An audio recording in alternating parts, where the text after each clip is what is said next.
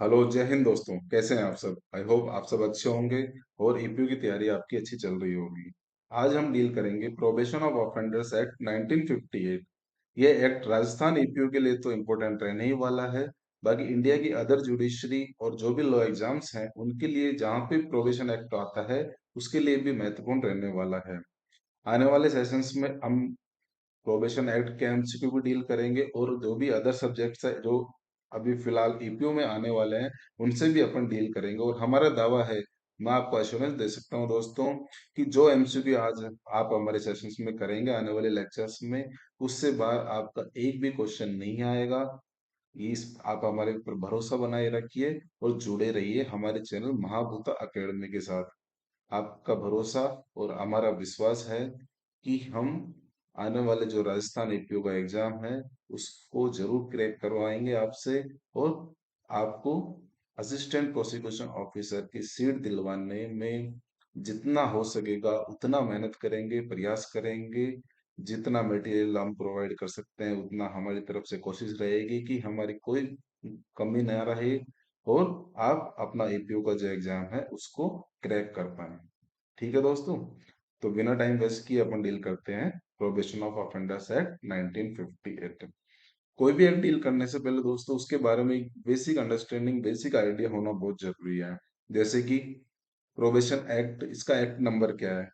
तो हम जैसे एक्ट नंबर की बात करें तो इसका एक्ट नंबर है एक्ट नंबर 20 ऑफ 1958। इसका मतलब क्या हुआ दोस्तों कि ईयर 1958 में ये 20th नंबर पे पास होने वाला एक्ट है। आगे बढ़ते हैं। इसकी डेट ऑफ असेंट क्या है, मतलब कि इसको प्रेसिडेंट ने असेंट किस डेट को दी थी? तो प्रेसिडेंट ने जो इसको असेंट दी थी वो थी 16 मई 1958। 16 मई 1958 को प्रेसिडेंट ने इस पे साइन किया था। अब आते हैं मोस्ट इम्पोर्टेंट कि ये एक्ट एनफोर्समेंट में कब आया था।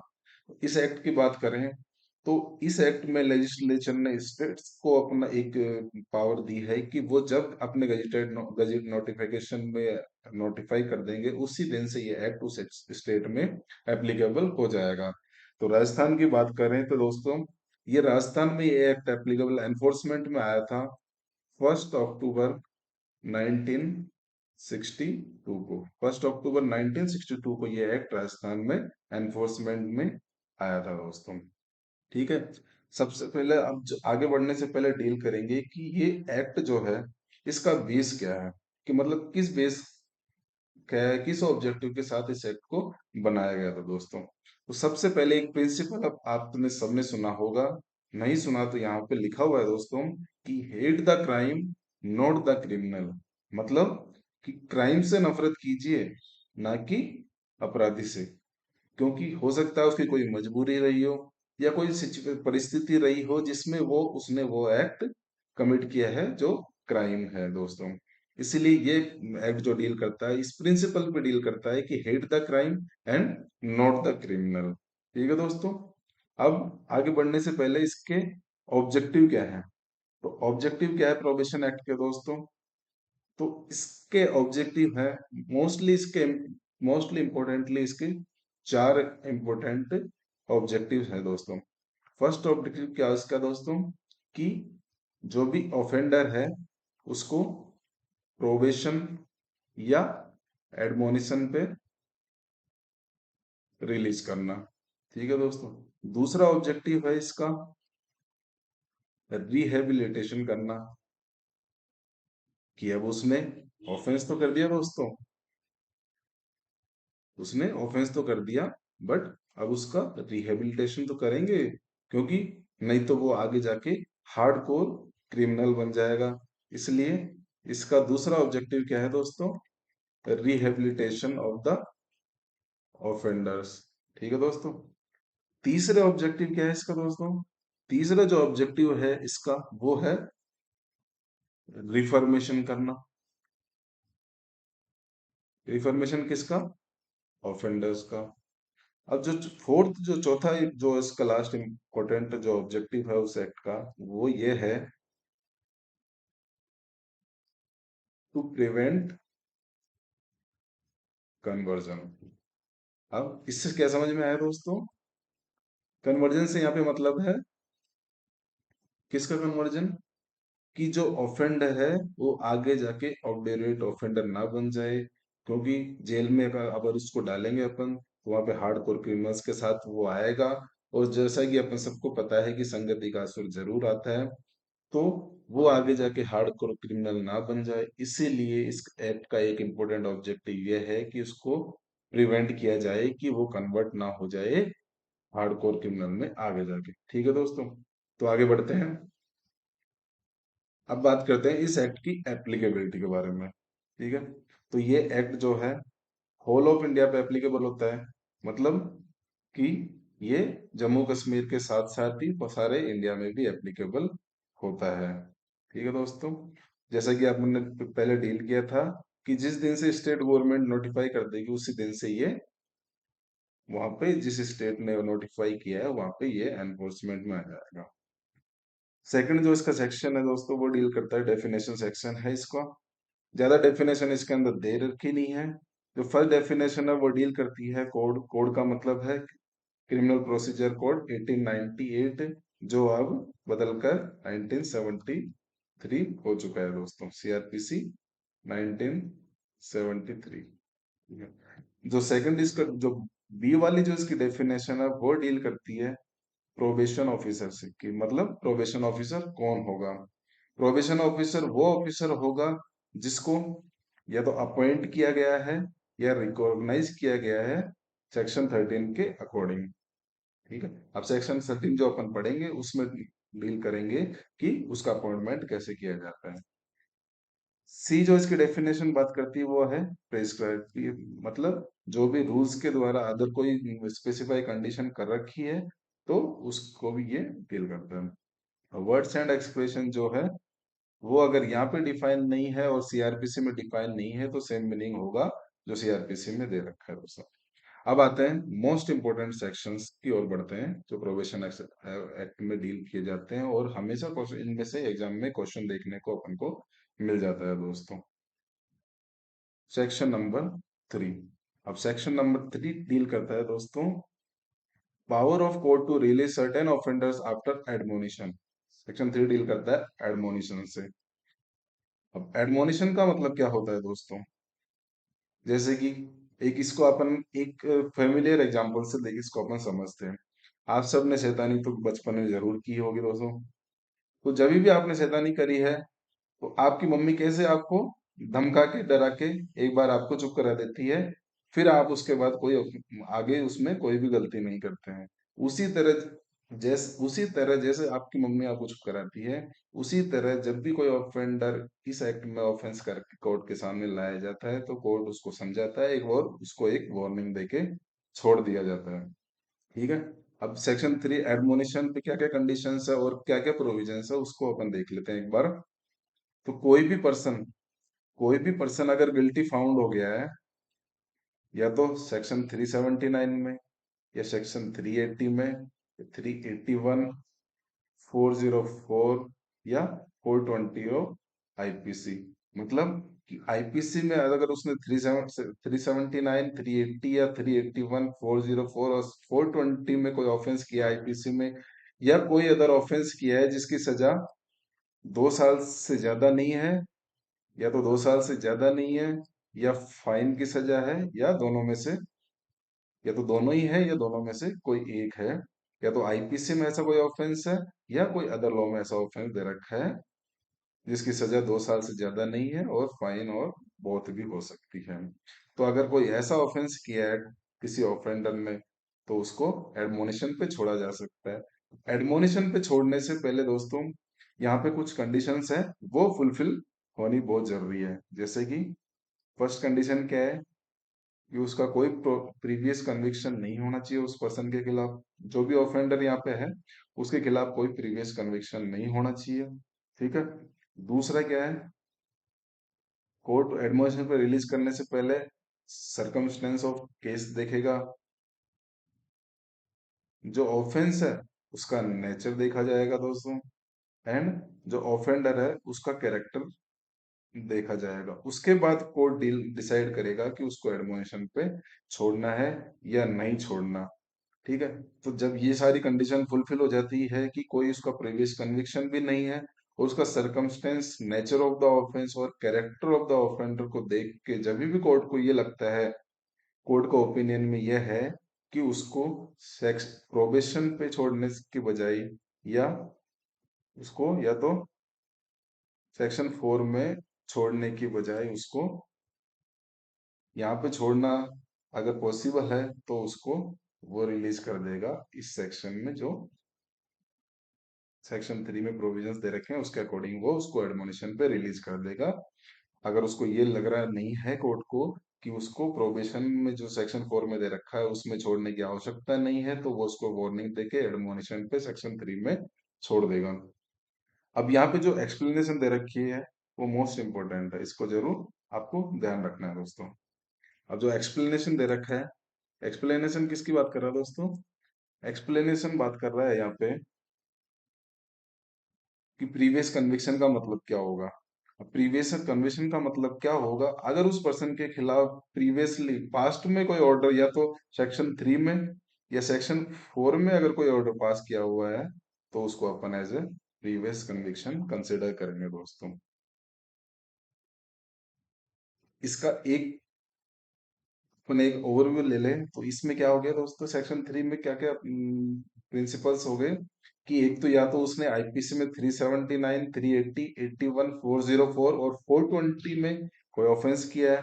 दूसरी कंडीशन इसमें क्या है कि उसने या आईपीसी या कोई अदर लॉ में कोई ऐसा ऑफेंस किया है जिसकी सजा 2 साल से कम है, तो और उसका कोई प्रीवियस कन्विक्शन भी नहीं है ऑफेंडर का, तो कोर्ट क्या करेगा, सरकमस्टेंस ऑफ केस देख के और उसका ऑफेंडर का कैरेक्टर देख के और नेचर क्या है ऑफेंस का वो देख के, अगर उसको लग रहा है कि उसको प्रोबेशन पे छोड़ने की बजाय इस सेक्शन में छोड़ सकते हैं अगर एडमोनिशन पे, तो वो उसको रिलीज कर देगा एडमोनिशन पे इस सेक्शन में। बट इसकी जो मोस्ट इंपोर्टेंट कंडीशन ये है वो ये है कि उसका कोई भी प्रीवियस कन्विक्शन नहीं होना चाहिए दोस्तों। नेक्स्ट डील करते हैं सेक्शन 4। सेक्शन 4 बात करता है power of court to release certain offenders on probation of good conduct. अब ये प्रोबेशन पे छोड़ने की बात करता है दोस्तों। ठीक है। कोई भी ऐसा ऑफेंस, कोई पर्सन है जो जिसको गिल्टी फाउंड किया गया है कोई ऐसे ऑफेंस के लिए जिसकी सजा जो पनिशेबल नहीं है डेथ और एलआई से, मतलब किसी पर्सन ने ऐसा कोई ऑफेंस किया है जो डेथ और एलआई से पनिशेबल नहीं है। ठीक है। और जो कोर्ट, जिस कोर्ट ने उसको गिल्टी फाउंड किया है उसका ओपिनियन है, मतलब जिस कोर्ट में उसको गिल्टी फाउंड किया था उसका ओपिनियन ये है। अब ओपिनियन किस चीज पे बना बेस है? उसका सर्कमस्टेंस, जो नेचर है और जो कैरेक्टर है ऑफेंडर का, उसको देख के जो जिस कोर्ट ने उसको गिल्टी फाउंड किया है उसका ये ओपिनियन है कि उसको एक्सपीडियंट है कि उसको release him on probation of offenders of good conduct. Court को लग रहा है कि उसको अपन प्रोबेशन पे छोड़ सकते हैं गुड कंडक्ट पे। ठीक है दोस्तों। तो कोर्ट क्या करेगा, कोर्ट में, यहाँ पे कोर्ट के ऊपर कोई बाउंडेशन नहीं है दोस्तों, क्योंकि यहाँ पे जो वर्ड यूज किया गया है वो है मे। यहाँ पे शेल वर्ड यूज नहीं किया। अगर शेल वर्ड यहाँ पे यूज किया गया होता तो वो डिस्क्रिशनरी नहीं हो जाता, वो मैंडेटरी हो जाता। तो अब कोर्ट क्या करेगा, उसको उसको सेंटेंस देने की बजाय उसको एक बार रिलीज कर देगा एक बॉन्ड भरवा के। अब जो बॉन्ड होगा दोस्तों वो विद और विदाउट श्योरिटी दोनों हो सकता है, मतलब विद श्योरिटी बॉन्ड भरवा सकता है और विदाउट श्योरिटी के भी उसको बॉन्ड भरवा सकता है। अब जो बॉन्ड भरवाते हैं वो किस लिए होगा कि वो अपीयर हो जाएगा और रिसीव कर लेगा सेंटेंस जब भी उसको बुलाया जाएगा कोर्ट के द्वारा, जिस टाइम में उसका जो बॉन्ड है वो इफेक्टिव है। और बॉन्ड की ड्यूरेशन क्या रहेगी? 3 साल से ज्यादा की नहीं रहेगी। कोई भी जो बॉन्ड होगा वो 3 साल से एक्सीड नहीं करेगा दोस्तों। ठीक है। और मेन टाइम जो रहेगा बॉन्ड का जो टाइम रहेगा उसमें उसको कोर्ट एक्सपेक्ट करेगा और उसको इसी कंडीशन पे छोड़ेगा कि वो पीसफुल और गुड बिहेवियर मेंटेन करके रखेगा। आगे बात करते हैं कि कोई भी ऑर्डर जो है इस सेक्शन में जो प्रोबेशन पे उसको नहीं छोड़ा जाएगा अगर उसकी या तो कोई फिक्स प्लेस नहीं है रेजिडेंस की, ये देख, दो कंडीशन है इसमें, या तो उसकी फिक्स प्लेस होनी चाहिए जहाँ पे वो रह रहा है, या रेगुलर ऑक्यूपेशन रहना चाहिए उस कोर्ट के जुरिडिक्शन में जो उसको छोड़ रहा है। ठीक है दोस्तों, नेक्स्ट डील करते हैं, आगे बढ़ते हैं इसमें। जो इसका सबसेक्शन 2 बोल रहा है, वो ये बोल रहा है कि प्रोबेशन पे छोड़ने से पहले कोर्ट जो है वो कंसिडर करेगा प्रोबेशन ऑफिसर की जो रिपोर्ट, जो प्रोबेशन ऑफिसर जो रिपोर्ट बनाता है उसको कंसिडर करेगा। यहाँ पे शेल वर्ड यूज किया गया है दोस्तों, गौर कीजिए। जो यहाँ पे मैंडेटरी बनाता है कि कोर्ट उस रिपोर्ट को देखे बिना उसको प्रोबेशन पे नहीं छोड़ेगा। इसीलिए अपन ने ऊपर देखा था कि उसका जो कैरेक्टर और जो सरकमस्टेंस और नेचर है ना केस का, वो वो उसी रिपोर्ट से कोर्ट को ओपिनियन बनाएगा ना, क्योंकि कोर्ट के पास कहाँ से इंफॉर्मेशन आएगी, प्रोबेशन ऑफिसर जो रिपोर्ट बनाएगा उसी के बेस पे तो कोर्ट डिसीजन लेगा। कोर्ट को तो पता ही नहीं है ना कि उसने क्या किया, उसका नेचर क्या है। उसकी रिपोर्ट के बेस पे वो उसको डिसाइड करेगा कि इसको छोड़ना चाहिए या नहीं छोड़ना चाहिए। तो प्रोबेशन पे छोड़ने से पहले कोर्ट की जो है प्रोबेशन ऑफिसर की जो रिपोर्ट है उसको कंसिडर जरूर करेगा। उसके बाद जो सबसेक्शन 3 है, सबसेक्शन 3 क्या बोल रहा है कि अगर कोर्ट को लगता है, या तो, अब इसमें दो चीज है दोस्तों, एक है इंटरेस्ट ऑफ द ऑफेंडर। तो कोर्ट को लगता है कि या तो ऑफेंडर के इंटरेस्ट के लिए या पब्लिक इंटरेस्ट के लिए ये जरूरी है कि जो प्रोबेशन ऑर्डर अपन पास कर रहे हैं उसके एडिशन में एक सुपरविजन ऑर्डर भी पास किया जाए। तो कोर्ट उस एक सुपरविजन ऑर्डर भी पास कर देगा और उसके अंदर मेंशन कर देगा एक प्रोबेशन ऑफिसर का नाम जो उसको सुपरवाइज करेगा, जो भी ड्यूरेशन उस सुपरविजन ऑर्डर में लिखी हुई है। और जो ये सुपरविजन ऑर्डर जो पास किया जाएगा दोस्तों, उसकी ड्यूरेशन कम से कम at least not being less than 1 year, मतलब कि कम से कम 1 साल के लिए तो वो वैलिड रहेगा। मतलब 1 साल से कम के लिए कोई भी सुपरविजन ऑर्डर यहाँ पे पास नहीं किया जाएगा। ठीक है दोस्तों, उसके बाद आगे बढ़ते हैं। कोर्ट को लगता है, अब इसमें बोल रहा है कि जो सुपरविजन ऑर्डर जो पास कर रहा है सबसेक्शन 3 में, उसको पास करने से पहले कोर्ट क्या करेगा, एक उससे बॉन्ड भरवाएगा, या तो विद श्योरिटी या विदाउट श्योरिटी। मतलब कि सुपरविजन ऑर्डर पास करने से पहले भी कोर्ट उसको बॉन्ड भरवाएगा। ये मैंडेटरी कंडीशन है दोस्तों, ये जरूर ध्यान रखिए, क्योंकि आजकल जैसे क्वेश्चन अपन देख रहे हैं वो बिल्कुल, मतलब एट डीप में जाके क्वेश्चन पूछ रहे हैं एग्जामिनर, शेल में, ऐसे ऐसे क्वेश्चन जो कंफ्यूजिंग वाले क्वेश्चन है वो ज्यादा आजकल फोकस किए जा रहे हैं एग्जामिनेशंस में। ठीक है दोस्तों, तो सुपरविजन ऑर्डर पास करने से पहले कोर्ट बॉन्ड भरवाएगा। अब जो बॉन्ड होगा वो या तो विद श्योरिटीज भी हो सकता है या विदाउट श्योरिटीज भी हो सकता है, और उसमें कोई भी कंडीशन जो कोर्ट को इम्पोर्टेंट लगती है वो स्पेसिफाई कर देगा उस बॉन्ड में। और उसके अलावा और भी कोई अदर एडिशनल कंडीशंस उसको जो नेसेसरी लग रही है वो भी उसको पास कर देगा। किस रेफरेंस में, कि उसका रेजिडेंस के, एक तो रेजिडेंस के रेफरेंस में, और दूसरा कि वो इंटॉक्सिकेंट से दूर रहेगा, मतलब कि नशा वशा नहीं करेगा, ड्रग्स नहीं लेगा, और और भी कोई भी अदर जो इंटॉक्सिकेंट्स होते हैं उनको कंज्यूम नहीं करेगा। और भी कोई अदर मैटर जिस पे कोर्ट को लग रहा है कि नेसेसरी है कोई भी कंडीशन इश्यू करना, इम्पोज करना, तो वो कोर्ट इम्पोज कर देगा, ताकि ताकि वो जो ऑफेंस उस ऑफेंडर ने किया है उसका रिपीटेशन ना हो सके। ठीक है, अब जो सुपरविजन ऑर्डर उसने पास किया है उसको कोर्ट एक्सप्लेन कर देगा, उसकी टर्म्स एंड कंडीशंस क्या है, ऑफेंडर्स को उसको सारा कोर्ट उसको बता देगा कि इसमें क्या क्या कंडीशन है, कोई क्या क्या कंडीशन उसको ऑब्जर्व करनी है यहाँ से निकलने के बाद। और उसकी एक कॉपी, सुपरविजन ऑर्डर की एक कॉपी, तो जो भी है एक तो ऑफेंडर को दे देगा, और अगर श्योरिटी है तो एक कॉपी उसकी श्योरिटी उसको भी दे देगा। और जो एक कॉपी है उसकी वो प्रोबेशन ऑफिसर जो भी कंसर्न है, जो ऑफिसर अपन ने मेंशन किया था पर ऊपर सुपरविजन ऑर्डर में, एक कॉपी उसको प्रोबेशन ऑफिसर को भी दे दी जाएगी। ठीक है दोस्तों, नेक्स्ट आगे बढ़ते हैं section number 5। Section number 5 deal करता है, ये कोर्ट को एक पावर देता है कि जो जिस ऑफेंडर को वो रिलीज कर रहा है सेक्शन 3 और 4 में, उसको भी एक कॉम्पनसेशन और कॉस्ट का ऑर्डर भी पास किया जा सकता है। ठीक है दोस्तों, इसमें क्या बोल रहा है कि जब भी कोर्ट उसको रिलीज कर रहा है ऑफेंडर को, या तो सेक्शन 3 में रिलीज कर रहा है एडमोनिशन पे, या सेक्शन 4 में रिलीज कर रहा है उसको प्रोबेशन पे, और उसको लग रहा है, यहाँ पे शेल नहीं है दोस्तों, यहाँ पे मे है, मतलब ये कोर्ट का डिस्क्रिशन है।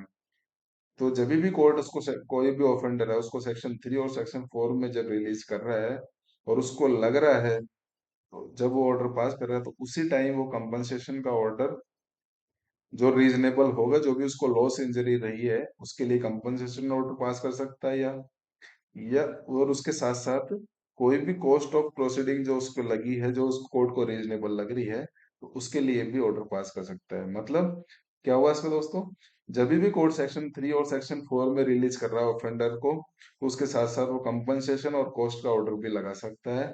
और जो ये ऑर्डर यहाँ पे पास किया जाएगा कंपनसेशन और कॉस्ट का, वो रिकवरेबल होगा, जो सेक्शन इसमें ओल्ड सीआरपीसी के सेक्शन दिए हुए हैं दोस्तों।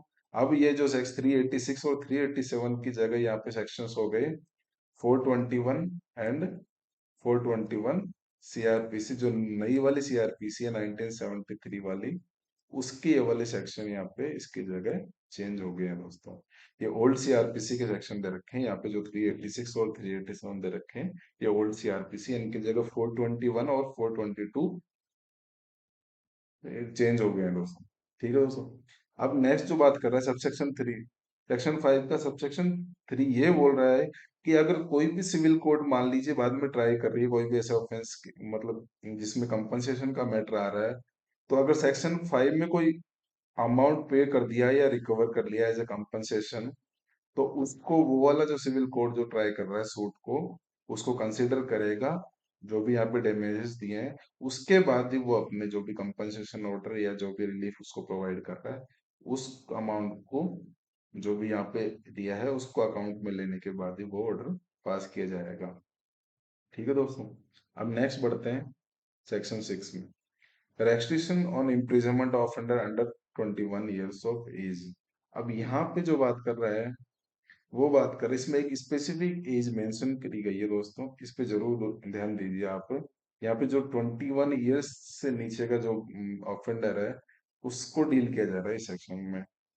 ये सेक्शन क्या बोल रहा है कि कोई भी पर्सन है जो 21 ईयर्स से नीचे है और जिसको गिल्टी फाउंड किया गया है कोई भी ऐसा ऑफेंस जो पनिशेबल इम्प्रिजनमेंट है, मतलब 21 ईयर्स से नीचे का कोई भी पर्सन है उसको गिल्टी फाउंड किया गया है कोर्ट के द्वारा कोई भी ऐसे ऑफेंस के लिए जो पनिशेबल है with imprisonment, but not for life imprisonment, मतलब कि लाइफ इम्प्रिजनमेंट के लिए पनिशेबल नहीं है, ओनली एक सर्टेन लिमिट की इम्प्रिजनमेंट के लिए वो पनिशेबल है।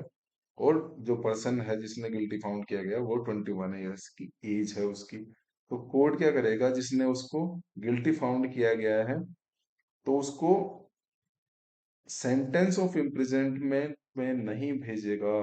यहाँ पे ये गौर करने वाली बात है दोस्तों।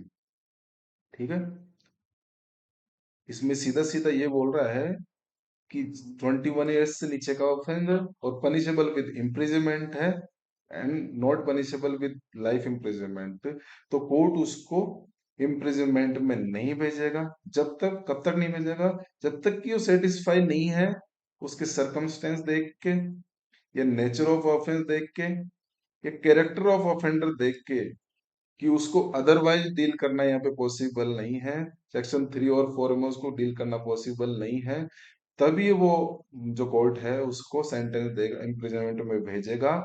नहीं तो कोर्ट उसको इम्प्रिजनमेंट में नहीं भेजेगा। और अगर कोर्ट ने यहाँ पे सेक्शन 6 में कोई भी ऑर्डर पास किया कर दिया है जिसमें उसको सेंटेंस ऑफ इम्प्रिजनमेंट दे दिया गया है, तो उसको फिर रीजंस रिकॉर्ड करने पड़ेंगे दोस्तों इस चीज के लिए। ये मोस्ट इम्पोर्टेंट चीज है, ये ध्यान देने वाली चीज दोस्तों, अक्सर इसको अपन स्किप कर देते हैं। अंडर 21 ईयर्स का ऑफेंडर है और जिसकी पनिशेबल है with imprisonment, not with life imprisonment, तो कोर्ट उसको सेंटेंस नहीं देगा इम्प्रिजनमेंट की जब तक कि वो सेटिस्फाई ना हो जाए कि उसको सेक्शन 3 और 4 में डील करना पॉसिबल नहीं है। और जब भी कोर्ट अगर ऐसा सेंटेंस दे देता है तो उसको फिर रीजंस रिकॉर्ड करने पड़ेंगे दोस्तों। ठीक है दोस्तों। और जब इसमें अपन बात कर रहे हैं कि जो वो उसको कैसे कैसे पता चलेगा उसको कि वो डिजायरेबल नहीं है, उसको सेक्शन 3 और 4 में उसको छोड़ना, तो कोर्ट क्या करेगा, कोर्ट प्रोबेशन ऑफिसर की रिपोर्ट बना लेगा। और उसके बाद उसको जो भी उसमें फैक्ट्स एंड सर्कमस्टेंस जो उसकी रिपोर्ट में मेंशन किए हैं प्रोबेशन ऑफिसर में, उसको देखेगा। और उसको देखने के बाद वो एक अपना ओपिनियन बनाएगा कि उसमें सेक्शन 3 और 4 में छोड़ना उसको डिजायरेबल है या नहीं है। तो उसके लिए प्रोबेशन ऑफिसर की रिपोर्ट को यहाँ पे मैंडेटरीली वो मंगाएगा, उसको कंसिडर किया जाएगा दोस्तों। ठीक है। सेक्शन 7 जो सिर्फ इतनी सी बात बोलता है कि जो भी प्रोबेशन जो ऑफिसर जो रिपोर्ट देगा सेक्शन 4 के सबसेक्शन 2 में, और जो सेक्शन 6 के सबसेक्शन 2 में जो भी प्रोबेशन ऑफिसर जो रिपोर्ट दे रहा है वो कॉन्फिडेंशियल होगी। पर इसका प्रोवाइजो ये बोल रहा है कि अगर कोर्ट को लगता है तो उसका जो सब्सटेंस है वो ऑफेंडर को बता दिया जाएगा, ताकि उसको एक रीजनेबल अपॉर्चुनिटी दे सके कि वो एविडेंस प्रोड्यूस कर सके अपने मैटर के लिए। ठीक है दोस्तों। आगे बढ़ेंगे। नेक्स्ट जो डील करेंगे अपन वो है सेक्शन नंबर 8। सेक्शन नंबर 8 क्या बोलता है दोस्तों, variation of condition of probation. अब अब उसको प्रोबेशन पे तो छोड़ दिया अपन ने दोस्तों। अब बात करता है कि या तो प्रोबेशन ऑफिसर की application on the application of probation officer, मतलब प्रोबेशन ऑफिसर की एप्लीकेशन पे जिस कोर्ट ने सेक्शन 4 के अंदर पास किया था ऑर्डर, उसको लगता है कि या तो इंटरेस्ट ऑफ ऑफेंडर या पब्लिक इंटरेस्ट के कंसर्न में उसको कोर्ट को लगता है कि एक्सपीडिएंट और नेसेसरी है कि जो कंडीशन इम्पोज की गई थी बॉन्ड में सेक्शन 4 में उसको चेंज करना नेसेसरी है, तो वो कोर्ट क्या करेगा उसमें, या तो उसका जो टाइम बॉन्ड की जो कंडीशन है उसको वरी भी कर सकता है और एक्सटेंड भी कर सकता है, क्योंकि ओरिजिनल बॉन्ड बनाया गया था उसमें वो वेरिएशन कर सकता है। बट जो टाइम पीरियड होगा, टोटल टाइम पीरियड होगा, वो एक्सीड नहीं करेगा 3 साल से ज्यादा दोस्तों। जिस दिन ओरिजिनल ऑर्डर पास किया गया था उस दिन से 3 साल से ज्यादा का ऑर्डर पास नहीं किया जाएगा, क्योंकि जो प्रोबेशन ऑर्डर होता है, जिस टाइम जितने टाइम के लिए अपन प्रोबेशन में देते हैं किसी भी ऑफेंडर को, वो मैक्सिमम तो उसकी 3 साल ड्यूरेशन होती है। 3 साल से ज्यादा कभी भी प्रोबेशन नहीं दिया जा सकता दोस्तों। ठीक है दोस्तों। उसके बाद जब भी कोई वेरिएशन किया गया तो कोई भी वेरिएशन नहीं होगा जब तक कि अपन ऑफेंडर को और श्योरिटी को नोटिस ना दे दे। ठीक है दोस्तों। तो जब भी प्रोबेशन में ऑर्डर में जो भी वेरिएशन किया जाएगा उससे पहले ऑफेंडर को और श्योरिटी को ऑर्डर जो भी है वो वेरिएशन किया जाएगा, तो उनको अपॉर्चुनिटी दी जाएगी कि वो अपना आके अपना रेफरेंस दे सके और अपना जो भी है डील कर सकते हैं मेट्रो में। ठीक है दोस्तों। क्योंकि अपना अपोज कर सकते हैं। अगर श्योरिटी ने रिफ्यूज कर दिया, अब मान लीजिए कि श्योरिटी को बुलाया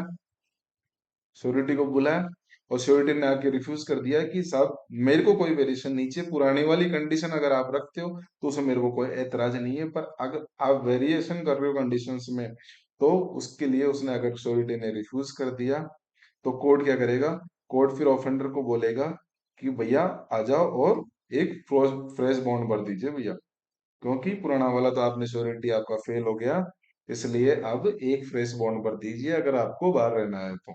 ठीक है दोस्तों।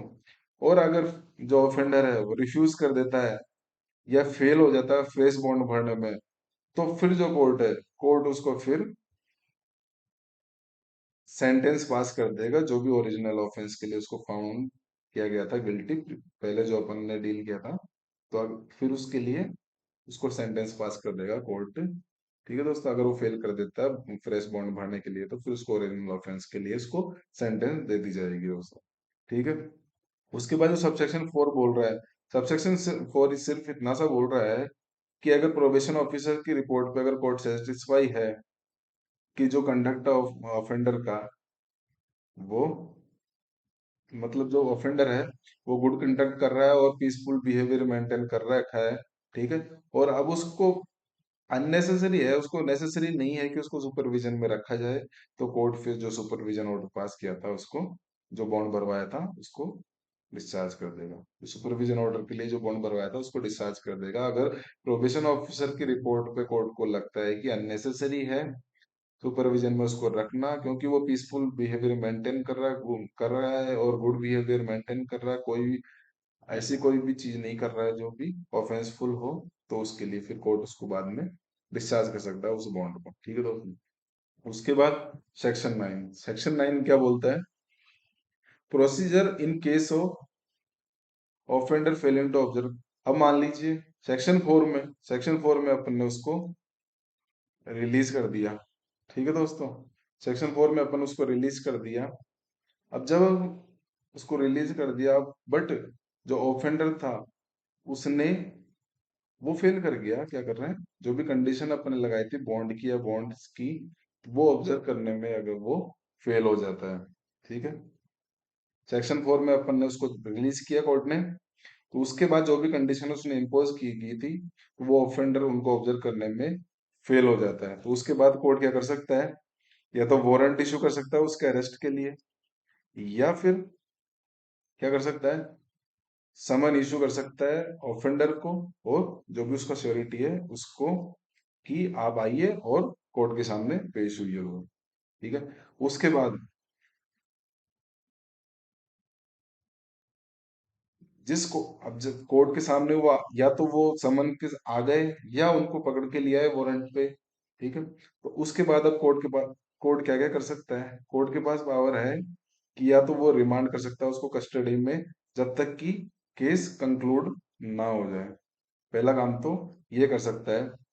दूसरा, उसको बेल पे रिलीज कर सकता है, विद और विदाउट श्योरिटी, और एक डेट फिक्स कर देगा कि उस दिन आप अपियर हो जाइए, और जो भी डिसीजन आएगा उसको आके सुन लीजिए दोस्तों। ठीक है। तो कोर्ट क्या करेगा, जब भी ऑफेंडर और श्योरिटी आ गया, तो उसको या तो रिमांड कस्टडी में रिमांड के लिए भेज देगा जब तक कि केस कंक्लूड ना हो जाए, या उसको बेल पे भी छोड़ सकता है और एक डेट फिक्स कर देगा जिस दिन उसको अपियरेंस के लिए बोल दिया जाएगा। उसके बाद जो सबसेक्शन 3 बोल रहा है, सबसेक्शन 3 मोस्ट इंपोर्टेंट है इस सेक्शन 9 में। ये बोलता है कि कोर्ट आफ्टर हियरिंग अगर सेटिस्फाई हो जाता है कि फेल फेल कर गया, ऑफेंडर है वो, उसने फेल कर गया वो कंडीशंस को ऑब्जर्व करने में, जो भी बॉन्ड उसने भरे थे उनकी कंडीशन को ऑब्जर्व करने में वो फेल हो गया, तो उसके बाद कोर्ट क्या कर सकता है? कोर्ट उसको सेंटेंस पास कर सकता है, एक तो ओरिजिनल ऑफेंस के लिए, या अगर जो फेलियर किया गया है ऑफेंडर के द्वारा वो अगर फर्स्ट टाइम है, ठीक है, तो उस पर पेनल्टी इम्पोज कर देगा। पेनल्टी कितनी होगी? Not exceeding 50 rupees. तो अगर उसने फर्स्ट टाइम फेलियर किया गया है तो पेनल्टी इम्पोज कर दिया जाएगा, जो 50 रुपए से ज्यादा की नहीं होगी। और अगर जो पेनल्टी इम्पोज की गई है वो अगर जो सफिशिएंट टाइम पीरियड में अगर पेड नहीं की गई ऑफेंडर के द्वारा, तो फिर जो कोर्ट है उसको ओरिजिनल ऑफेंस के लिए उसको सेंटेंस पास कर देगा ऑफेंडर को। ठीक है दोस्तों।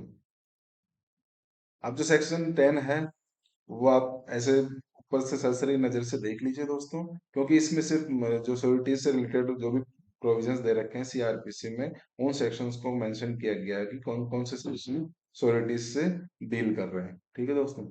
नेक्स्ट अपन बढ़ते हैं सेक्शन 11 की तरफ। सेक्शन 11 भी इम्पोर्टेंट सेक्शन रहने वाला है दोस्तों। सेक्शन 11 क्या बोलता है? Courts competent to make order under the act, appeal and revision, power of courts in appeal and revision, कि कौन कौन सा कोर्ट यहाँ पे ऑर्डर पास कर सकता है, और अपील किस कोर्ट में जा सकती है, और रिवीजन की पावर कौन सा कोर्ट एक्सरसाइज किया कर सकता है, वो इस सेक्शन में दिया गया है दोस्तों। ठीक है दोस्तों। तो इस एक्ट में जो भी ऑर्डर पास कर सकता है कोई भी कोर्ट, जो एम्पावर है ट्राई करने के लिए और सेंटेंस पास करने के लिए ऑफेंडर को, और उसके साथ साथ हाई कोर्ट भी पास कर सकता है ऑर्डर। और जब केस अपील में या रिवीजन में जाएगा, तो अपीलेट कोर्ट और रिवीजन कोर्ट भी इस एक्ट में ऑर्डर पास कर सकता है। तो सबसेक्शन 1 क्या बोल रहा है कि कोई भी या तो कोर्ट एम्पावर है उस केस को ट्राई करने के लिए, ठीक है, या सेंटेंस पास करने के लिए, वो कोर्ट ऑर्डर पास कर सकता है। दूसरा, हाई कोर्ट भी ऑर्डर पास कर सकता है। और तीसरा, अगर वो केस अपील में है, रिवीजन में गया है, तो अपीलेट कोर्ट और रिवीजन कोर्ट भी इसमें ऑर्डर पास कर सकता है। ठीक है। दूसरा बोल रहा है, कोई भी जो ऑर्डर पास किया गया है सेक्शन 3 और सेक्शन 4 में, ठीक है, अब जो कोर्ट ऑफेंस को ट्राई कर रहा है वो अदर देन हाई कोर्ट है, मतलब हाई कोर्ट के अलावा किसी अदर कोर्ट ने उस ऑफेंस को ट्राई किया है, तो जो अब उसकी जो अपील जाएगी वो वहीं जाएगी जहां पे उस कोर्ट की ऑर्डिनरी अपील जाती है।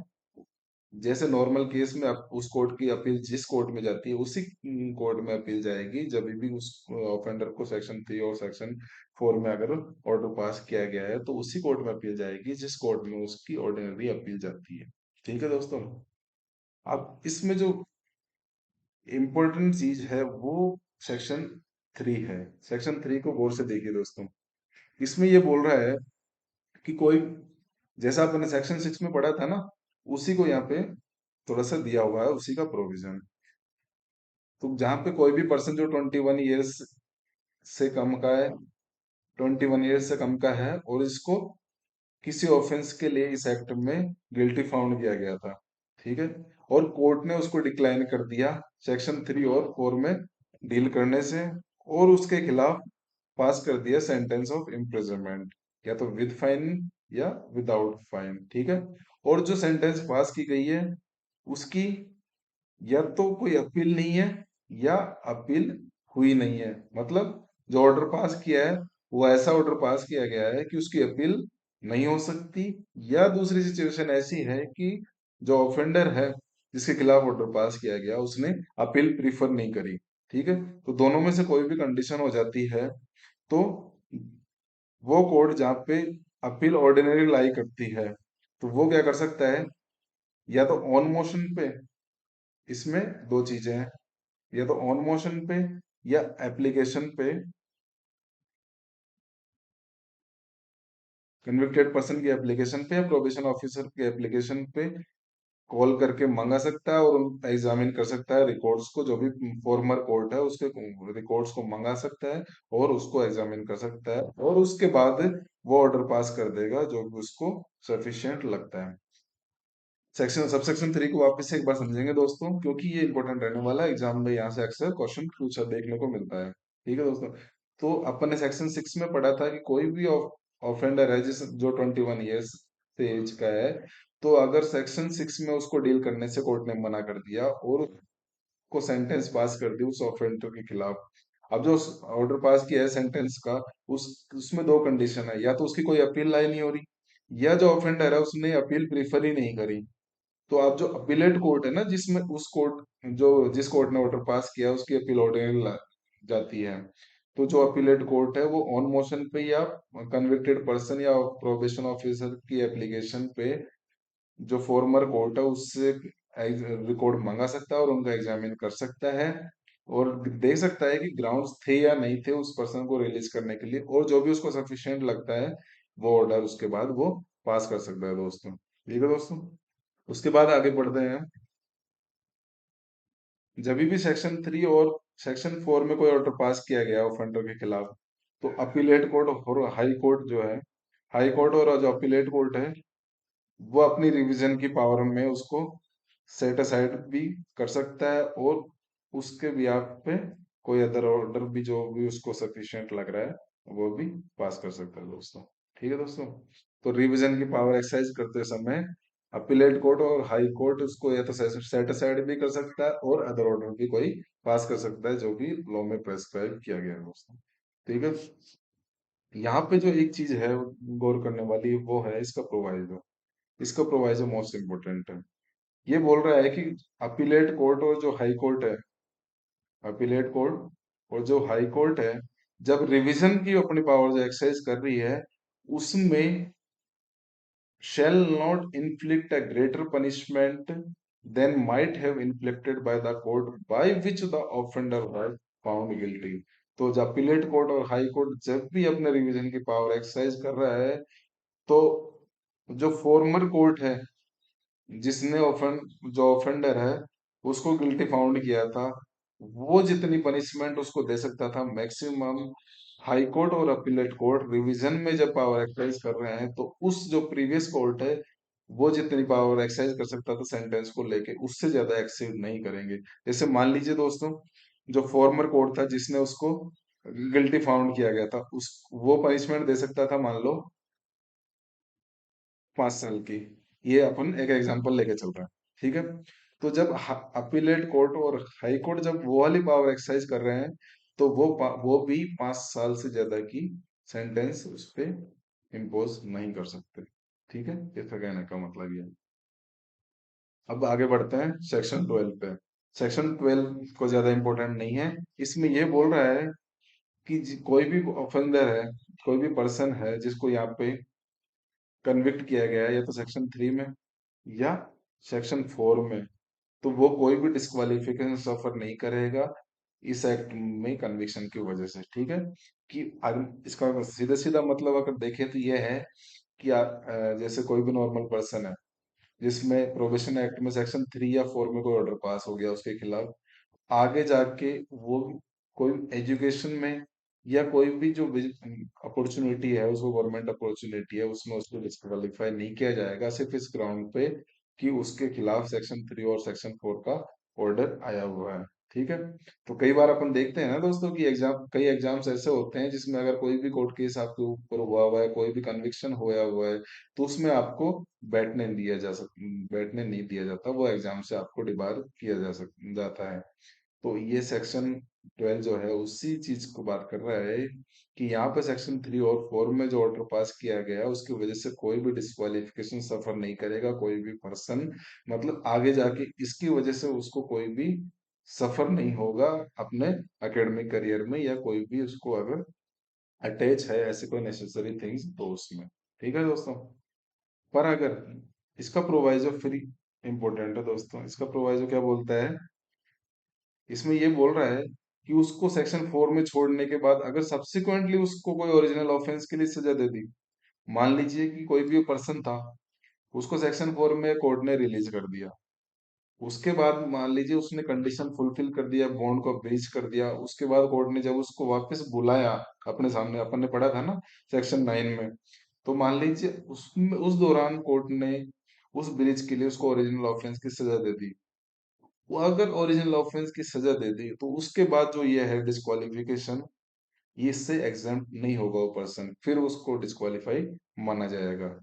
पर अगर नॉर्मल केस में अगर बात करें तो सेक्शन 3 और 4 में जब ऑर्डर पास किया जाता है तो उसकी वजह से कोई भी डिस्क्वालिफिकेशन सफर नहीं करेगा वो पर्सन जिसके खिलाफ यहाँ पे ऑर्डर पास किया है।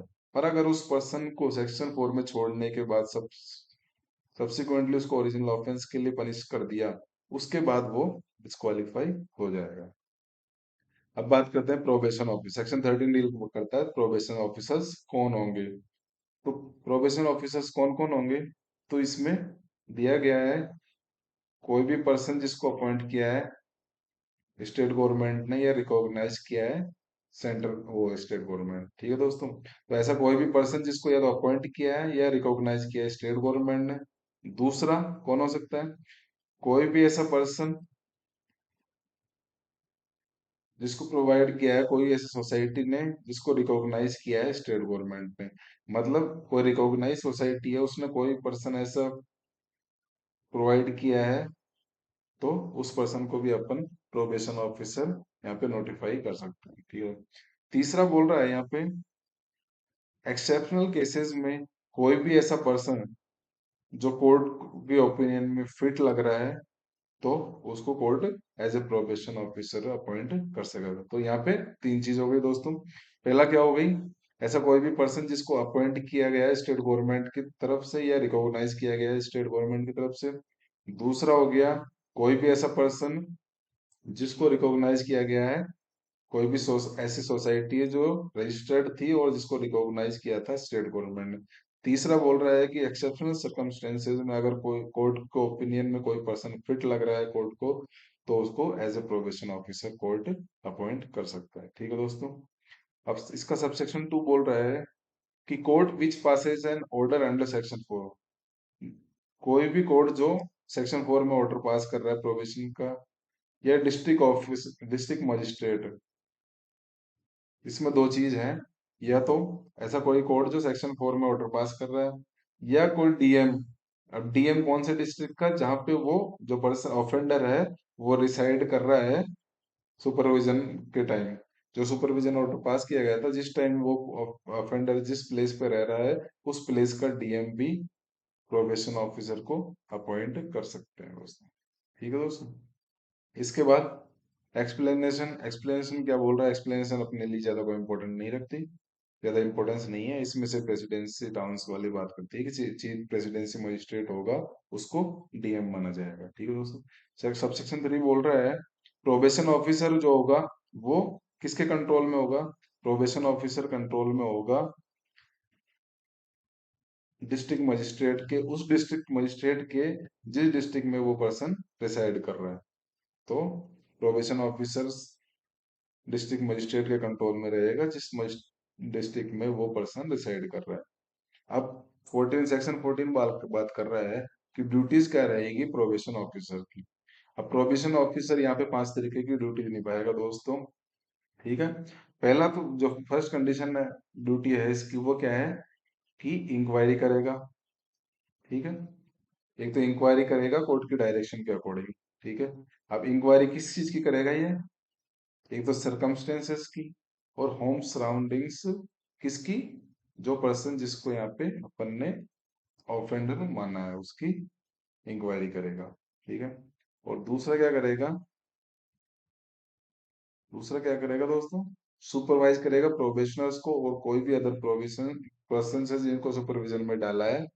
और नेसेसरीली उसको एंडेवर मतलब अपना एक विवेक इस्तेमाल करेगा और नेसेसरीली उनको सहायता करेगा कि वो कोई एम्प्लॉयमेंट कर सके। ठीक है। मतलब सीधी भाषा में बोले तो जो प्रोबेशन ऑफिसर है वो सुपरवाइज करेगा और उसको सहायता करेगा कि वो कोई उसको एम्प्लॉयमेंट कर सके दोस्तों, एम्प्लॉयमेंट लेने में उनकी सहायता करेगा। ठीक है। तीसरा बोल रहा है कि एडवाइज और असिस्ट करेगा ऑफेंडर्स को कंपनसेशन को, जो पेमेंट ऑर्डर किया था कोर्ट ने उनको पेमेंट करने के लिए दोस्तों। ठीक है। जो सेक्शन 5 में अपन ने पढ़ा था ना, फिर कंपनसेशन और कॉस्ट का ऑर्डर पास कर सकता है कोर्ट। तो अगर कोर्ट ने ऐसा कोई पास ऑर्डर पास कर दिया तो उसको एडवाइज और असिस्ट करेगा कि आप ऐसे ऐसे करके पेमेंट कर सकते हो। फोर्थ इसका बोल रहा है, फोर्थ बोल रहा है एडवाइज और असिस्ट करेगा कोई ऐसे पर्सन्स को जिनको सेक्शन 4 में रिलीज किया गया है। ठीक है। जो भी मैंने प्रेस्क्राइब किया गया है बॉन्ड में, जो भी कंडीशंस दे रखी है उसके अकॉर्डिंग उनको एडवाइज और असिस्ट करेगा। और 5 बोल रहा है कोई भी ऐसी ड्यूटीज जो प्रेस्क्राइब करी गई है उनको भी वो फुलफिल करेगा। ठीक है। तो इसमें 5 तरह के प्रोबेशन ऑफिसर है, वो 5 तरीके की ड्यूटीज करेगा। पहला तो इंक्वायरी करेगा और रिपोर्ट बना के कोर्ट को सबमिट करेगा। दूसरा क्या बोल रहा है, सुपरवाइज करेगा प्रोबेशनर्स को और हेल्प करेगा उनको एम्प्लॉयमेंट में, एम्प्लॉयमेंट सर्च करने के लिए। ठीक है दोस्तों। सी तीसरा बोल रहा है एडवाइज और असिस्ट करेगा उनको कंपनसेशन का पेमेंट देने के लिए। और फोर्थ बोल रहा है एडवाइज और असिस्ट करेगा ऐसे पर्सन्स को जिनको सेक्शन 4 में रिलीज किया गया है, और कोई भी अदर ड्यूटीज जो इम्पोज की गई है गवर्नमेंट के द्वारा तो उनको फुलफिल करेगा। सेक्शन 15 कुछ नहीं है। सेक्शन 15 सिर्फ इतना सा बोल रहा है कि जो भी प्रोबेशन ऑफिसर्स होंगे और कोई भी ऑफिसर जिसको यहाँ पे अपॉइंट किया गया है वो उनको सेक्शन 21 आईपीसी के अंडर अपन as a public servant deal किया जाएगा उनको। मतलब सेक्शन 21 आईपीसी के अकॉर्डिंग उनको पब्लिक सर्वेंट माना जाएगा कोई भी प्रोबेशन ऑफिसर और ऑफिसर जिसको अपॉइंट किया गया है इससे एक्ट के अंदर।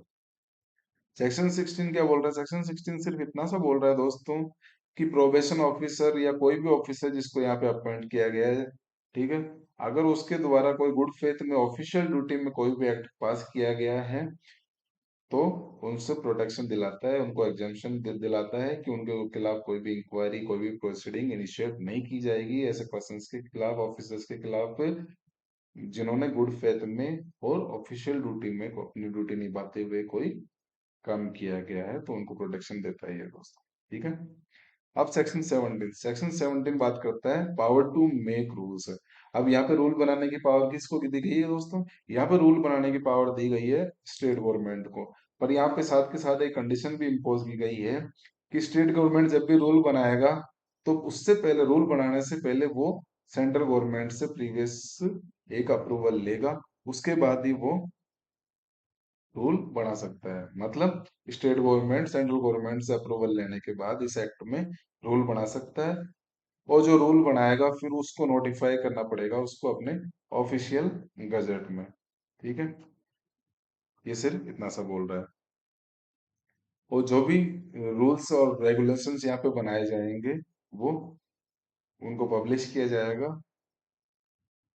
ठीक है, और उनको स्टेट लेजिस्लेचर के सामने रखा जाएगा, और जिस दिन से उनको गजट नोटिफिकेशन में उनको नोटिफाई कर दिया, उस दिन से फिर वो एप्लीकेबल हो जाएंगे, वो जो रूल्स एंड रेगुलेशंस बनाए गए थे।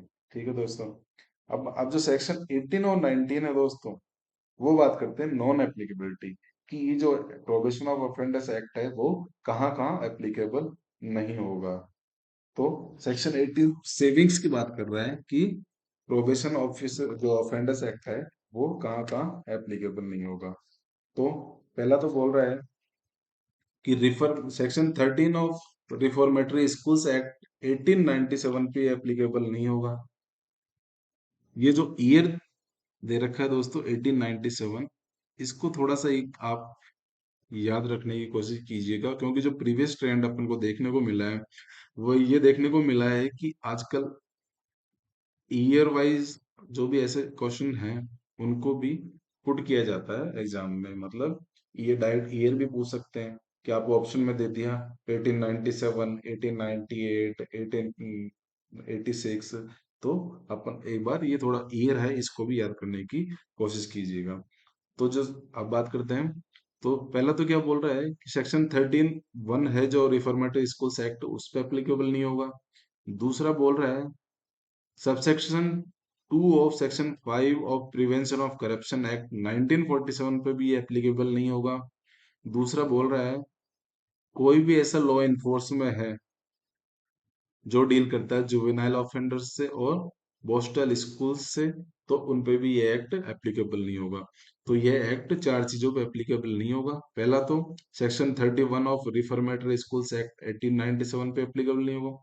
दूसरा section 5 of prevention of corruption act 1947 पे ये एप्लीकेबल नहीं होगा।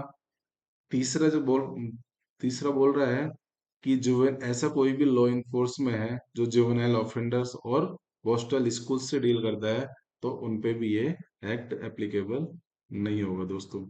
यहाँ पे एक करेक्शन आपको करवाना चाहता हूँ दोस्तों, कि जो यहाँ पे जो सेक्शन दिया हुआ है ना, सेक्शन 5 जो दे रखा है करप्शन एक्ट का, उसको अब चेंज करके दोस्तों सेक्शन 13 कर लीजिए दोस्तों, क्योंकि जो करप्शन एक्ट है उसमें ये चेंज हो गया और ये सेक्शन 13 हो गया है, अब सेक्शन 5 नहीं रहा है ये दोस्तों।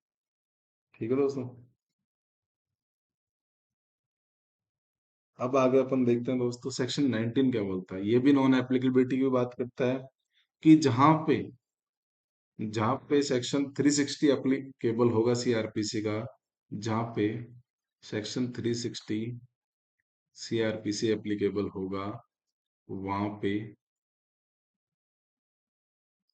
Probation officer offenders act applicable नहीं होगा, और जहां पे ये एक्ट एप्लीकेबल होगा वहां पे ये एक्ट एप्लीकेबल नहीं होगा, सेक्शन 360 एप्लीकेबल नहीं होगा। तो सीधा सीधा कहने का मतलब क्या है दोस्तों, कि जहां पे जो 367 एप्लीकेबल हो रहा है वो सीज हो जाएगा जहां पे प्रोबेशन एक्ट डील कर रहा है। ठीक है, तो जिस जिस जगह पे प्रोबेशन एक्ट डील कर रहा है वहां पे जो सेक्शन 360 है सीआरपीसी का वो नहीं लगेगा दोस्तों, वहां पे सिर्फ probation of offenders act deal करेगा, क्योंकि ये स्पेशल एक्ट बनाया हुआ है। और अपन सबको पता है दोस्तों कि जहाँ पे स्पेशल एक्ट होता है वहां पे फिर जनरल लॉ एप्लीकेबल नहीं होता, वहां पे सिर्फ स्पेशल एक्ट ही एप्लीकेबल होता है दोस्तों। ठीक है, तो ये था आपका प्रोबेशन ऑफ ऑफेंडर्स एक्ट पे थोड़ा सा छोटा सा लेक्चर दोस्तों। आने वाले जो सेशंस होंगे दोस्तों उसमें अपन और भी जो एपीओ के जितने भी सब्जेक्ट आ रहे हैं उन सबको डील करेंगे इस प्लेटफॉर्म पे, और उन साथ ही साथ उनके एमसीक्यूज पे भी डील करेंगे दोस्तों। तो बने रहिए हमारे चैनल के साथ, और हम आपको विश्वास दिलाना चाहते हैं दोस्तों कि आप अगर 3 महीने का टाइम दीजिए दोस्तों, 3 महीने हमारे चैनल महाभूत अकेडमी से जुड़े रहिए। मैं आपको विश्वास दिलाता हूँ, ये अश्योरेंस दिलाता हूँ कि राजस्थान ईपीओ का जो एग्जाम है, जो 19 जनवरी को है, उसको आप जरूर क्रैक कर पाएंगे। हम अपनी तरफ से पूरी कोशिश कर रहे हैं, जितना एफर्ट हो सकता है उतना एफर्ट डाल रहे हैं। बस आपको जो ये लेक्चर्स हैं ये अटेंड कीजिएगा दोस्तों, एक बार, दो बार, तीन बार, 2x पे, 1.5 पे आप इनको रिवीजन करते रहिए। और अगर आप, मेरा इतना सा विश्वास है कि आपने अगर ये लेक्चर 2 या 3 बार भी देख लिए ना एग्जाम से पहले, तो ऐसा कोई क्वेश्चन नहीं होगा जो अपने सेशन से बाहर आ जाए एग्जाम में दोस्तों। इतनी श्योरिटी मैं आपको दे सकता हूँ। तो आप अपना विश्वास बनाए रखें और जुड़े रहिए हमारे चैनल के साथ साथ। और अगर ये सेशन अच्छा लगा तो आप इसको लाइक शेयर कमेंट भी कीजिएगा दोस्तों। और अपने दोस्तों के साथ भी शेयर कीजिएगा ताकि उनको भी इस चीज़ का बेनिफिट मिल सके। तो ठीक है दोस्तों, आज के लिए बस इतना ही। मिलते हैं नेक्स्ट लेक्चर में अगले नए सब्जेक्ट के साथ। ठीक है दोस्तों, ओके, जय हिंद, गुड नाइट दोस्तों, थैंक यू वेरी मच।